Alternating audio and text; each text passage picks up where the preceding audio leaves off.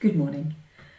This is Thought for the Day for our benefice on Friday the 17th of February. I'm Jenny Turner, and the short passage I'm reading is John chapter 20, verses 11 to 18. I'm reading from the New International Version of the Bible. Jesus appears to Mary Magdalene. Now Mary stood outside the tomb crying. As she wept, she bent over to look into the tomb and saw two angels in white, seated where Jesus' body had been, one at the head and the other at the foot. They asked her, "Woman, why are you crying?" "They have taken my Lord away," she said, "and I don't know where they have put him." At this she turned around and saw Jesus standing there, but she did not realize that it was Jesus. He asked her, "Woman, why are you crying? Who is it you are looking for?" Thinking he was the gardener, she said, "Sir, if you have carried him away, tell me where you have put him, and I will get him."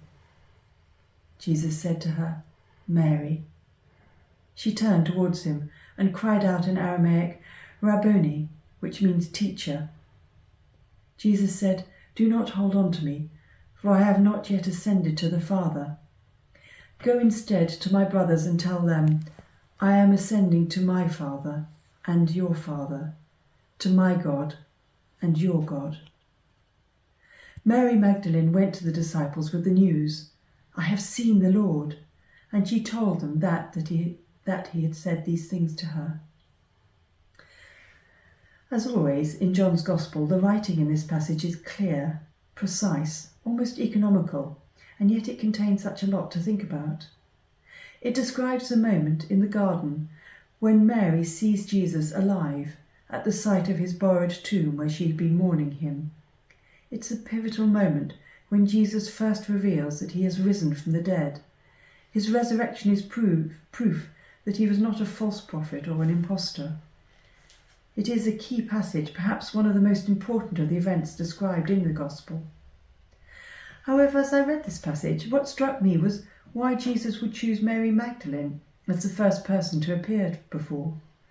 I don't think it was simply because Mary was the last to remain at the tomb grieving his death, or that she had the courage to ask the person she thought was the gardener to let her reclaim Jesus' body.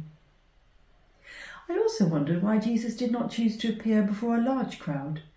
Surely his appearance alive after such a very public death would have shocked many more into believing he spoke the truth. Indeed, why not employ the angels guarding his tomb to spread the news as they had at his birth? Instead, he tells Mary to tell his disciples, the ones who he had spent most time with and had directed most of his teaching to. And the message he entrusted to Mary was a simple one. Go instead to my brothers and tell them I am ascending to my Father and to your Father, to my God and your God. It echoes what Jesus told his disciples at the Last Supper. I came from the Father and entered the world. Now I am leaving the world and going back to the Father. But more than this, I think what he's referring to is that he wants us to take our place with God too. He's returning to our Father, our God.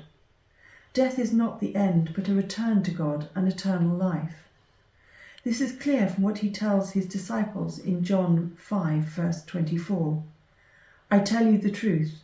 Whoever hears my word and believes him who sent me has eternal life. He will not be condemned. He has crossed over from death to life. Mary accepts this without hesitation. She knows it is true, and her simple statement, I have seen the Lord, carries with it her conviction. It is this conviction that Jesus tells his disciple is the key to eternal life. In John 17, verse 3, he says, Now this is eternal life, that they know you, the only true God, and Jesus Christ, who you have sent. It is also at the heart of the prayer Jesus prays in John 17, verses 24 to 26. Father, I want those you have given me to be with me where I am, and to see my glory, the glory you have given me because you loved me before the creation of the world. Righteous Father, though the world does not know you, I know you, and they know that you have sent me. I have made you known to them and will continue to make you known, in order that the love you have for me may be in them, and that I myself may be in them. So the message Jesus entrusted Mary to convey was not the shocking news that he was alive, but that he'd been sent by God and was now returning to him, and that those who believed him would also do so. What he wanted was Mary's conviction that this was true. And this, I think, is why Jesus chose Mary as his messenger. Thank you. Have a good day.